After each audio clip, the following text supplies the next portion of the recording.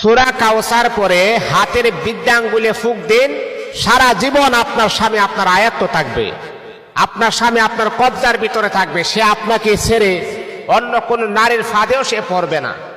কোরআন আমাদেরকে মিথ্যা মেসেজ দেয় না, কোরআন যা আছে আমাদেরকে সত্যের পথ দেখায়, কিভাবে একটা সংসার সুন্দর হয়, একটা সংসার সুন্দরভাবে পরিচালিত হয়, সেই কোরআন আমাদেরকে এই দিক নির্দেশনা আমাদেরকে দেয়।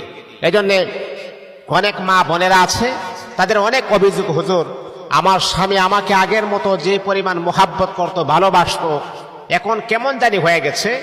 আমি একটা নিউজের মাধ্যমে পেয়েছি, একটা খোঁজ খবরে পেয়েছি, আমার স্বামী নাকি অন্য কোনো নারীর সাথে তার এফআইআর চলতেছে, তার পরকীয়া চলতেছে। আমার স্বামীকে কিভাবে আমার দিকে আমি গায়েল করতে পারি, আয়াত্ত আনতে পারি?